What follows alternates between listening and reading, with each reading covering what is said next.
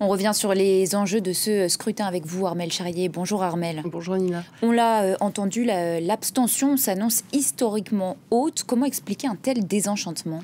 Ça s'explique parce que quand il y a eu les débats télévisés, les Iraniens ont écouté, ils ont entendu des candidats qui se reprochaient beaucoup de choses, qui entre autres s'invectivaient sur des questions de diplôme ou de corruption, mais qui ne parlaient pas de ce qui les intéressait fondamentalement, qui était l'économie, ou si jamais à peine affleurait. Dans la réalité, la classe moyenne iranienne représentait à peu près la moitié du pays, et aujourd'hui c'est un tiers.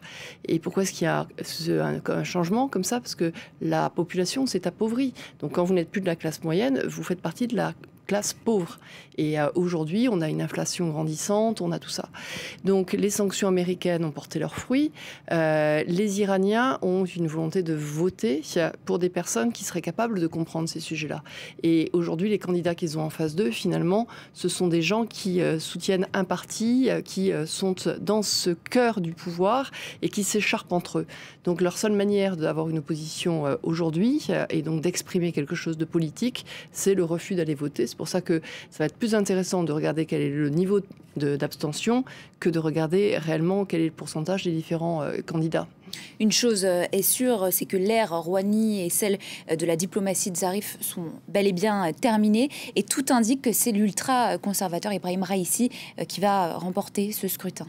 Tout a été fait pour que ce soit, en fait, cet homme qui arrive au pouvoir. C'est un ultra-conservateur.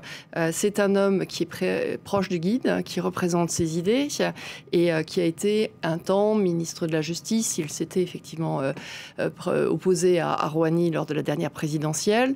Et clairement, les opposants lui reprochent dans les années 80 d'avoir fait partie de ces juges qui avaient envoyé, avec des condamnations à mort, un nombre de militants importants. Donc il est quand même classé comme étant, par les opposants, parmi les durs du régime. Certains vont même jusqu'à dire qu'il a du sang sur les mains. Donc c'est cette expression qu'ils utilisent, bien qu'on était dans le cadre, effectivement, toujours de la République islamique. Mais ça veut dire à quel point il y a une césure. Et pourquoi est-ce qu'on voit ça clairement ? Parce que tout simplement, on voit que le guide, aujourd'hui, quand il a choisi les personnes qui allaient être des candidats, a choisi des personnes qui allaient le protéger. Qui allaient protéger, finalement, même pas forcément que le régime, mais qui allaient protéger lui, son héritage et les idées, en fait, de ceux qui veulent vraiment conserver le pouvoir. On parle beaucoup de corruption aujourd'hui, on dit que c'est extrêmement gangréné. Alors, on a eu des périodes où il y avait quand même des élections où on pouvait avoir des modérés, où on pouvait même avoir des conservateurs, mais qui n'étaient pas forcément aussi proches du guide. On a par exemple, à un moment donné, Ahmadinejad qui a été élu, et Ahmadinejad a été retoqué. Donc, comme il est très populiste, il prend la parole et il s'en plaint.